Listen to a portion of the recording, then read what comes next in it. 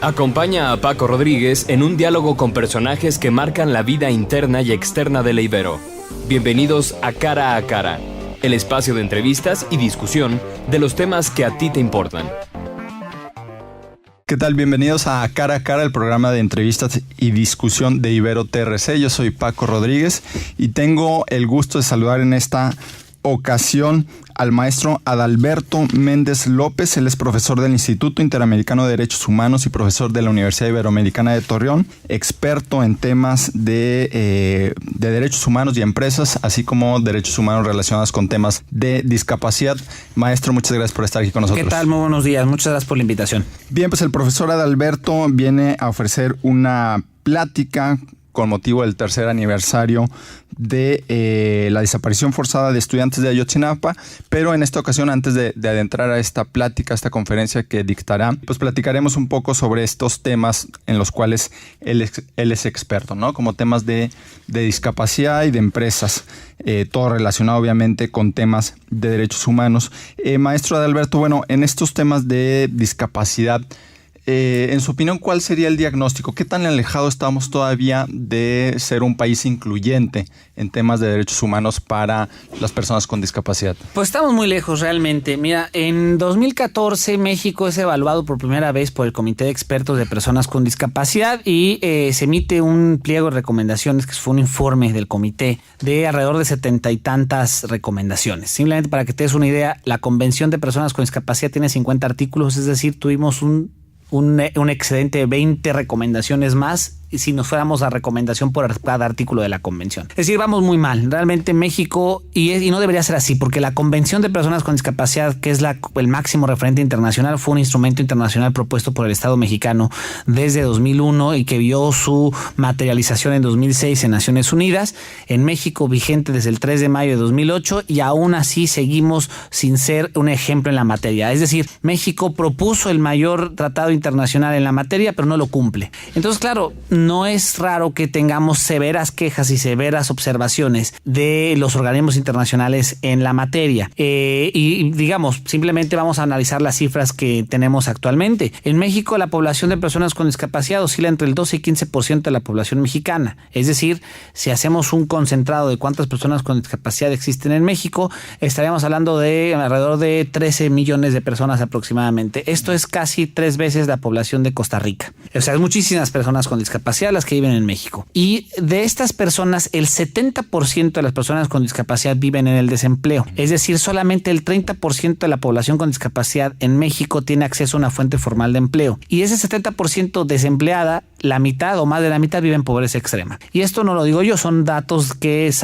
que no se han actualizado, pero que son los datos que ahorita tenemos disponibles por parte de la Encuesta Nacional sobre la Discriminación, que organizó el CONAPRED en 2010, con el objetivo de visibilizar cuáles sean los grupos socialmente más excluidos. A nivel nacional, el colectivo de personas con discapacidad es el segundo grupo que sufre más discriminación, pero en la Ciudad de México es el número 1.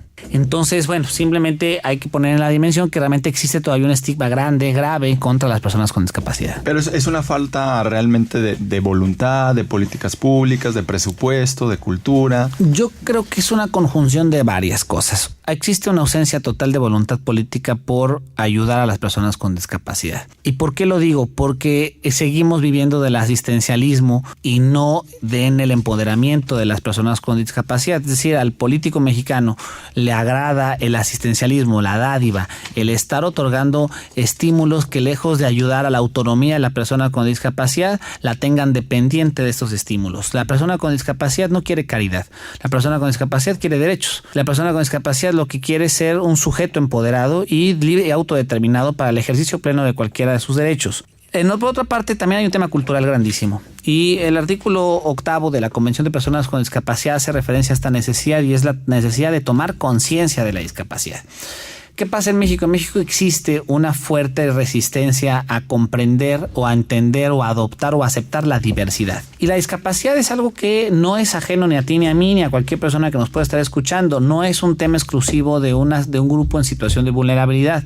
La discapacidad nos alcanza a cualquier persona eventualmente por el simple paso de los años. En un 10, 40, 30 años, cuando tengamos 60, 70, 80 años, cuando seamos sexagenarios, octogenarios, tendremos problemas para caminar, tendremos problemas para escuchar, para ver, empezaremos a olvidar cosas y nos convertiremos en adultos mayores con discapacidad. Entonces, realmente apostarle al tema de la discapacidad es apostarle a nosotros mismos, es apostarle al futuro de nosotros en 10, 30 años proyectado, ¿no? Es decir, lo que hagamos por las personas con discapacidad actualmente lo estamos haciendo por nosotros el día de mañana.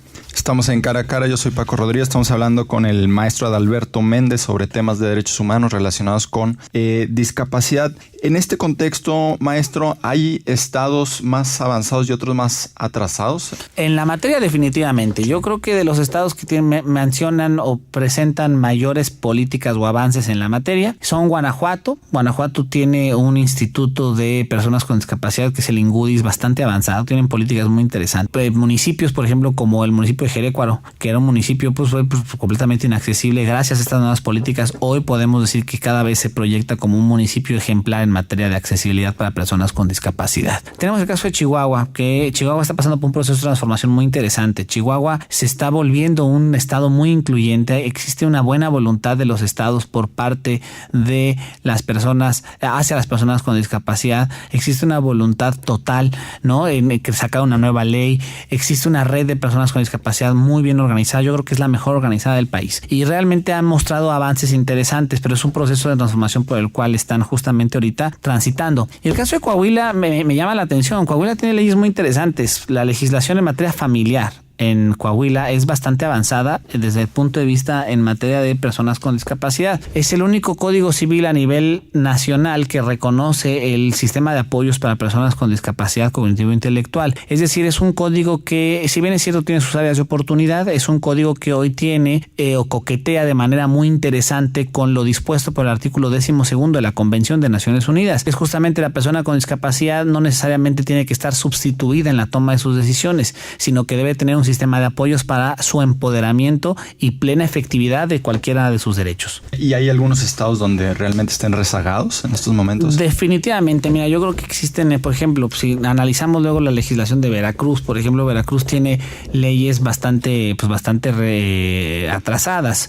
Te pongo un ejemplo, existe un ordenamiento de 1952 que, si bien es cierto, no está vigente, es decir, no es una ley que esté viva, es una ley que puede revivir en cualquier momento por un decreto del propio Congreso del Estado o por un acuerdo del gobernador, etcétera. Te cuento que esta ley es la ley de eugenesia e higiene mental.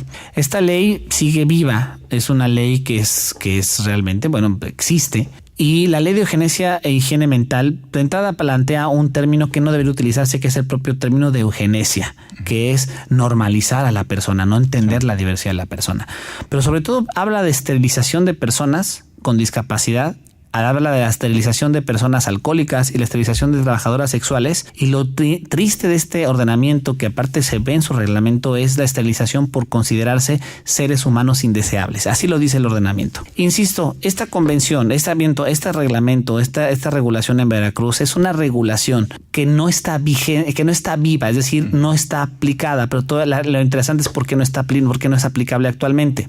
La ley y el reglamento no se aplican porque de cierta manera normaban un instituto que existió en los 50 en Veracruz sobre eugenesia e higiene mental. El instituto desapareció en la década de los 60 por un acuerdo del gobernador, pero nunca se abrogó la ley. Entonces la ley sigue vigente, es decir, nada más debería llegar un gobernador y crear nuevamente el instituto y volverían a la vida estos ordenamientos. Entonces ese es un ejemplo de uno de muchos que existen en el país. Hace unos momentos hablaba sobre el tema de la discriminación que a veces existe hacia los adultos mayores. Uh-huh. En general, ¿hay alguna discapacidad que se acentúe más en términos de discriminación? Pues mire, sí, yo creo que las personas que son... Mira, yo quiero hacer dos cuestiones. La persona con discapacidad sufre altos grados de discriminación, eso es un hecho. Pero dentro de las discapacidades que que se reconocen en los ordenamientos, que particularmente de manera genérica es la física y motriz, la sensorial, donde encontramos la auditiva y la visual, la cognitivo-intelectual y la psicosocial, te puedo decir que lo que es la discapacidad psicosocial es la más olvidada por la legislación y por cualquier tema. ¿A qué me refiero con discapacidad psicosocial? Es una discapacidad no visible, es una discapacidad discapacidad como una persona que vive con esquizofrenia, que vive con depresión crónica, que vive con bipolaridad o con cualquier trastorno disociativo. Es decir, tú, yo pudiéramos ser personas con discapacidad psicosocial y nadie se enteraría porque no tiene síntomas visibles. Y porque eso, se tiene un estigma, ¿no?, hacia esas personas. toda la gente cree que estamos frente a Aníbal Lecter o contra Leatherface cuando estamos hablando de una persona con discapacidad psicosocial, y la verdad es que no es cierto. La persona con discapacidad psicosocial puede ser peligrosa definitivamente, pero como cualquier otra persona que se acentúa por su condición de vida es distinto. Pero eso es prevenible totalmente. La prevención de las conductas agresivas es posible y se realiza en distintos países, por ejemplo, como Noruega. En Noruega le han apostado a desinstitucionalizar a las personas con discapacidad psicosocial, y los resultados que nos han dado en Noruega es que las personas con discapacidad psicosocial controladas con medicamento e integrados a la comunidad realmente logran disminuir sus conductas agresivas que una persona institucionalizada. ¿Pero a qué se refiere con el término desinstitucionalizada e institucionalizada? Es decir, el movimiento de psiquiatría lo que ha generado es que la persona con discapacidad sea recluida como una especie de cárcel solo para personas con discapacidad. ¿Esto qué significa? Que la persona con discapacidad psicosocial no la vemos, no convive, no la tratamos, ¿no? Y es más, yo te diría, ¿cuántos alumnos o cuántos compañeros tuyos tuviste con esquizofrenia en la carrera? Pues quién sabe, a lo mejor nunca los conociste porque estaba en un manicomio. Claro. La idea es que los manicomios transiten de ser instituciones manicomiales, es decir, instituciones de reclusión, de institucionalización, a generar espacios de inclusión. Entonces, una persona con discapacidad psicosocial puede ser peligrosa, sí, como cualquier persona. Se acentúa una discapacidad con psicosocial, totalmente. Se puede controlar ese tipo de actitudes agresivas, totalmente. Y cuando la persona a lo mejor tenga un grado de discapacidad psicosocial que le impida a lo mejor la inclusión plena, entonces hablar de mecanismos de inclusión, pero enfocados a la prevención de conductas delictivas o de conductas agresivas. Te pongo un caso, y es el caso de Monterrey y el Colegio Americano. Este chico vivía con depresión, nadie la detectó, y un día llegó con una pistola, asesinó a sus compañeros, mató a la maestra y él mismo se dio un tiro, ¿no? ¿Qué vemos ahí? Un gran fallo de la política de salud mental en este país. Es decir, si apostáramos a la salud mental, no tendríamos casos como Monterrey, o no tendríamos casos como el caso de Lufthansa en Alemania, que un piloto de avión decide suicidarse con todo y 200 pasajeros porque estaba deprimido porque había terminado con la novia. Si le apostáramos a la salud mental, pudiéramos prevenir este tipo de casos. Sin embargo, los datos que nos da son escalofriantes. Si tú analizas el presupuesto de egresos de la Federación y ubicas el rubro de salud mental, nada más se destina el 0.02% del presupuesto de egresos de la Federación total a salud mental. Específicamente a salud mental. 0.02% del todo el presupuesto de egresos de la Federación. No es nada. O sea, es decir, en 2015 la OMS hizo un estudio sobre el tema, y estamos mencionando de que una persona con discapacidad psicosocial no tiene atención ni siquiera a una enfermera. Si lo ves desde el punto de vista de las enfermeras, es una enfermera por cada 1,000 internos. Es decir, tenemos una gran deuda con las personas con discapacidad psicosocial. Simplemente te digo, no tenemos ley de salud mental. Chile, Perú, Colombia la tienen desde hace años. En México apenas estamos discutiendo la ley de salud mental a nivel federal, y parece ser que no va a pasar para este año. Y habrá que ver qué sucede el siguiente, que vienen las elecciones. Es un pendiente que tenemos, apostarle a la salud mental para la prevención de conductas agresivas que pudieran derivarse de una falta de política pública en materia de personas con discapacidad psicosocial. Ahora que menciona este tema de la discapacidad psicosocial, pero ¿qué tan difícil es bajo un contexto donde hoy en día las empresas solicitan exámenes no solo físicos, sino también psicológicos, emocionales, etcétera, y automáticamente desestiman a una persona con algún problema, ¿no? Mira, te agradezco la pregunta porque las empresas consideran que pueden aplicar cualquier tipo de exámenes de ingreso, y eso es una mentira. La Suprema Corte de Justicia de la Nación en 2014 emitió un criterio al respecto, y es que los exámenes que apliquen las empresas tienen que tener íntima relación con el puesto a desempeñar. Es decir, si yo me voy a dedicar a lo mejor a recursos humanos, pues necesito no nada más acreditar que tengo el conocimiento, sino también las capacidades personales para el cargo. Entonces, a lo mejor una prueba de embarazo sería completamente irrelevante para el efecto de la posición. ¿Me va siguiendo? Claro. O sea, lo que voy es, si a mí me están pidiendo que una prueba de embarazo, si tengo cáncer, etcétera, la primera pregunta que se le pudiera hacer a la empresa es qué relación tiene el hecho de que tenga cáncer o tenga un embarazo con el puesto que voy a ocupar. Si no existe ninguno, eso se presume como una acción discriminatoria, y es una acción que puede llevarse a tribunales. Eso ya existe. Te pongo un ejemplo. En el caso de la Suprema Corte en 2015 condenó por daño moral a una empresa por solicitarle a una abogada corporativa una solicitud de una prueba de embarazo, y unas pruebas médicas. En las pruebas médicas apareció que tenía cáncer. Y evidentemente cuando se dieron cuenta que tenía cáncer, comenzaron a iniciar actividades tendientes a que ella renunciara o que saliera o que dejara como dice, el lugar de empleo. Sí. Ella demanda a la empresa por discriminación y la corte encuentra responsable a la empresa por discriminación porque nunca logró probar la relación que existía entre las pruebas médicas y el puesto que estaba desempeñando, que era una abogada corporativa. La empresa tiene que entender y le tiene que quedar algo muy claro, y también a sus abogados, que o empiezan a respetar los derechos humanos por la buena, es decir, entendiendo los beneficios de la inclusión y apostándole a esquemas de responsabilidad social empresarial y apostándoles a la inclusión, o por la mala, y eso es a través de demandas que les van a costar millones de pesos. Pero la realidad es que poca gente demanda ante esas circunstancias. Porque no conoce sus derechos. Entonces, donde estamos fallando en el tema de la política pública es en la difusión a lo que tiene derecho una persona o no la tiene. Viene algo muy interesante y México ahorita está elaborando su programa nacional sobre empresas y derechos humanos, derivado de la visita del grupo de trabajo en septiembre de 2016 del grupo de trabajo de ONU sobre empresas y derechos humanos. Y uno de los rubros que atacó justamente el grupo de trabajo es que la inclusión de personas con discapacidad en este país es 3 veces menor a la tasa de inclusión promedio. Es decir, la tasa de desempleo en México de una persona sin discapacidad se acrecenta 3 veces cuando es persona con discapacidad, lo cual tiene completa relación con el 30% de personas que únicamente tienen acceso al empleo, como mencionábamos hace poco, ¿no?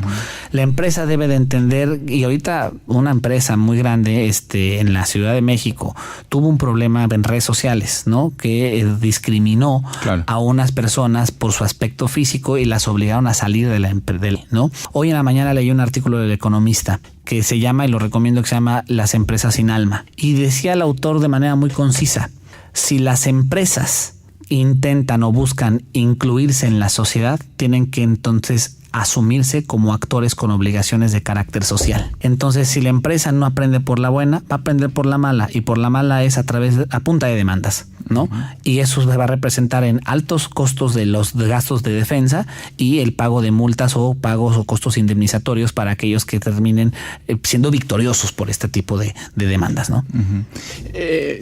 Estamos hablando con el maestro Adalberto Méndez, ya nos quedan unos pocos minutos. ¿Cuáles serían, maestro, las urgencias en la materia? No solo en Coahuila, sino en el país, ¿no? En cuestión legislativa, en cuestión cultural, etcétera. Yo creo que la primera que realmente impacta de manera transversal es un ejercicio serio, consciente y efectivo de armonización legislativa, tanto federal, estatal y municipal, en materia de derechos humanos. Los efectos de ser una república federal es que tenemos distintos ordenamientos normativos. Sin embargo, estos ordenamientos no son acordes o no necesariamente son acordes con la realidad y el contexto internacional de los derechos humanos. El legislador, en el ámbito que sea, tiene que empezar a legislar con perspectiva de derechos humanos y adoptando las obligaciones de las cuales México es parte en distintos tratados internacionales. Así vamos a empezar a ir caminando hacia una legislación muchísimo más efectiva y congruente con los compromisos asumidos por el Estado mexicano frente a los instrumentos internacionales.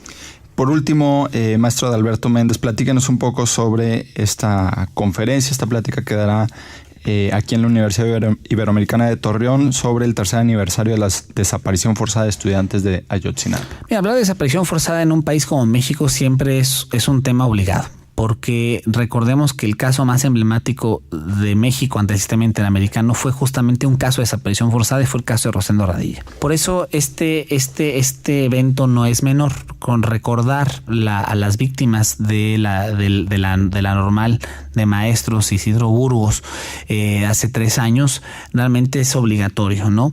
No olvidemos que las víctimas hoy de las 43 familias no solamente es ese derecho a la verdad, sino también ese deber de las autoridades de no olvidar y de recordar las omisiones en las que incurrió el Estado mexicano y las autoridades y las fuerzas del orden. La conferencia de hoy busca ser nada más es una conferencia de corte académico que busca explicar qué es el problema, cuál es el problema, cuáles han sido las acciones a 3 años y evidentemente desde mi punto de vista de expertise he agregado los impactos de la desaparición forzada en los grupos en situación de vulnerabilidad. Es decir, las desapariciones forzadas impacta a adultos mayores, impacta a personas con discapacidad, impacta a niños, impacta a migrantes. La respuesta totalmente. Y a veces se nos olvida hacer este análisis interseccional o transversal de los derechos humanos. Un poco la idea de hoy es, retomando el contexto de la desaparición forzada, entender que existe, por qué la desaparición forzada debe ser una prioridad en materia de política pública. Y es no solamente porque puede ser un mecanismo de venganza política o de venganza institucional, sino que también puede ser un mecanismo que pueda estar acrecentando la situación de vulnerabilidad de grupos socialmente excluidos. Pues ahí está un tema bastante interesante, sobre todo aquí en Torreón y en Coahuila, donde la autoridad estatal ha reconocido arriba de 1,800 desapariciones. Entonces, bueno, pues aquí tiene al maestro Adalberto Méndez, profesor del Instituto Interamericano de Derechos Humanos y profesor también de la Universidad Iberoamericana de Torreón. Maestro, muchas gracias. Muchas gracias. Muchas gracias también a Juancho en los controles. Muchas gracias a todos los que nos escucharon. Yo soy Paco Rodríguez. Nos vemos a la próxima. Esto ha sido todo por el día de hoy. Nos vemos cara a cara en la próxima emisión.